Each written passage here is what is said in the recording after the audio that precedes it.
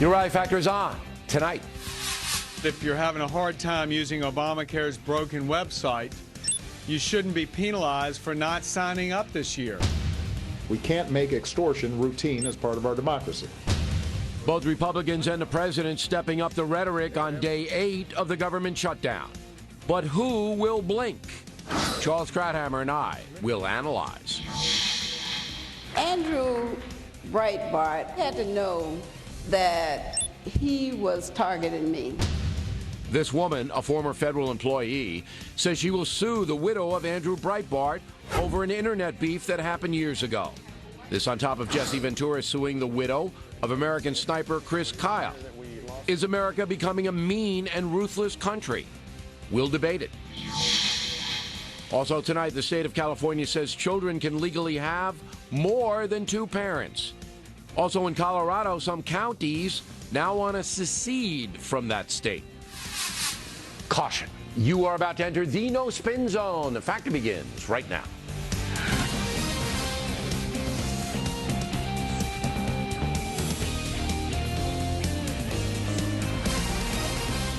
Hi, I'm Bill O'Reilly. Thanks for watching us tonight. The brawl continuing over Obamacare and the government shutdown. That is the subject of this evening's Talking Points memo.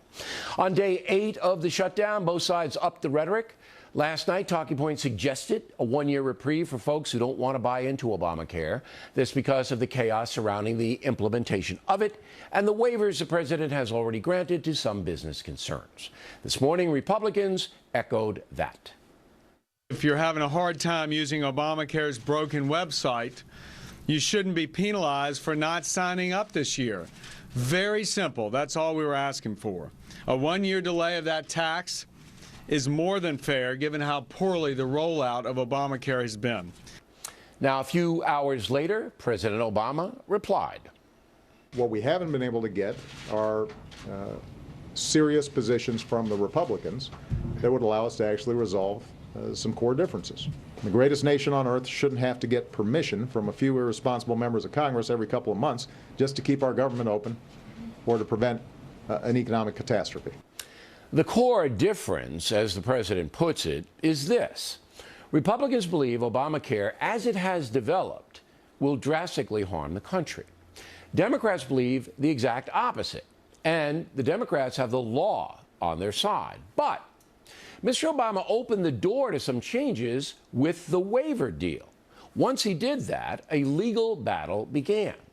The Obama administration says it has the legal authority to grant any health insurance waivers it wants under Section 7805 of the tax code. It's complicated, and only litigation, which would take years, will settle it. But I continue to hope that the president will bend and let the folks who want Obamacare sign up, while the folks who don't want it get a year waiver. Because at that time, 1 year from now, hard evidence will be available to see just how good the law is for the country. If President Obama would make that compromise, Republicans would stop obstructing the government. The situation's getting to a point where we, the people, are sustaining damage. The stock market's down, China's angry that all the U.S. bonds they hold may be in jeopardy, and the worldwide economy is slowing. So something has to give, but I can't predict what that will be. And that's the memo. Now for the top story tonight. Maybe Charles Krauthammer has a prediction for us. He joins us now from Washington. I know you've been following this ultra closely. I really have no clue on who's going to blink or how this is going to resolve itself. Do you? No, I don't, and I'm sure that the leaders don't know either. I think what we're clearly heading to is a cliff that the administration cannot go over, and that's the one having to do with the debt ceiling. They're quite prepared. They're politically enjoying the shutdown of the government because, as we saw in the polls, the Washington Post poll that came out today, 70% blame it on Republicans, only 50% on the president. That's a 20-point spread. So that's a big deal. But when it comes to the debt ceiling, first of all, Americans don't want it, even raising it with nothing in return. 58% want to see us refuse to raise a debt ceiling, which absolutely cannot happen. So the president's on very weak ground. He can't allow it to happen because the economy will go down the tubes, and he's the president, he'll get the blame. So on that, he's got his back against the wall, and he says he won't give anything. I think he will. And I think what will probably happen as a way to allow the two sides to walk away saving face is the House and the Senate pass, let's say, a 3-week extension on the debt ceiling, and then the negotiations begin.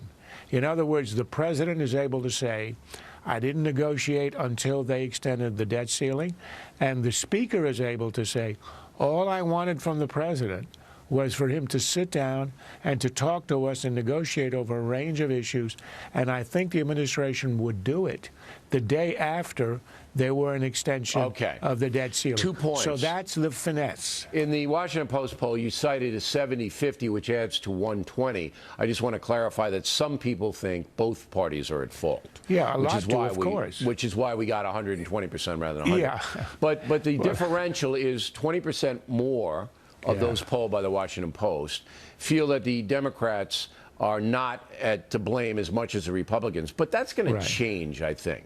Because I put forth here, and the Republicans have embraced it as well, a very logical compromise here. There's no doubt Obamacare is chaotic. Everybody knows it's chaotic. And there's also no doubt that we don't know how good it's going to be for the country because we don't know how many people are going to be paying a lot more for health care insurance. We don't know. We will know a year from now. So it makes sense to give that option. And if the president would do that, I think everything would be solved. Am I wrong? Look, if the president had accepted the first 3 proposals by the Republicans about Obamacare, we wouldn't have any of this. One was to defund, which, of course, he wouldn't do. He couldn't do that. And then there was a 1-year extension, postponement of everything, which he didn't want to do. No. And he will not agree, I don't think, to a 1-year postponement of the individual mandate, even though I think it's logical and it's fair. But how does he defend that position when he's already given it to some companies? How do you defend that? Look, I don't think it's defensible. You can't defend it. I've argued for it, but he doesn't have to. He simply has to stand fast, as I think he will, because the administration believes that unless you have the individual mandate, the whole economic structure of Obamacare will collapse. If you're going to insure the uninsured, and you're going to allow sick people with pre-existing conditions to get insurance, which in the past they weren't able to, you're adding enormous cost to the system. But you can opt out now for $100. You can opt out for $100. It doesn't add up. Come on. But that's going to escalate. It's their only hope for the thing to survive. All right. But a year is not going to bankrupt Obamacare, and a year will tell the tale. If it's good for the folks will know it, and they'll get behind it. But right now, if you say that Obama won't back down on this, then he's not going to give the Republicans anything. It can't possibly. You think that Boehner and the Republicans are going to surrender? They're not going to surrender. Look, I'm trying to agree with you that it would be a good idea. I know, but he has to give them something. No, yeah, but it doesn't have to be this, and he won't do this because it's what is he going to give them? It's central to his signature achievement, and I think they're concerned that if you give it up for a year, you may never get it back, in which case Obamacare will collapse, which would be okay with me, but not. What is he going to give them? Yeah. Well, that's going to depend on what the Republicans demand. There are all kinds of things.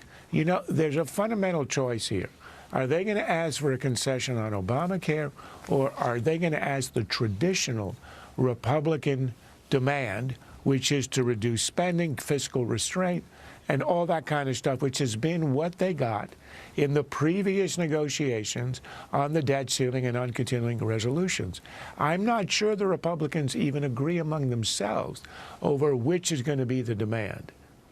All right. I mean, I think if they don't get anything on Obamacare, it's a win for the president. And that's what I don't know if Boehner is going to go for. But listen, high drama, Charles, and we appreciate you coming on tonight. And it's going to get even hairier as we approach the debt ceiling and the markets begin to tank. Yep, the president will have to give. He will have to give. It's not clear what they're going to negotiate over. If it gets much worse, Charles, I'm going to have to come down here and move in with you. All right. You got a guest room, right? I got a guest room, but the rent is pretty high. All right, well, I'll put in for a government subsidy.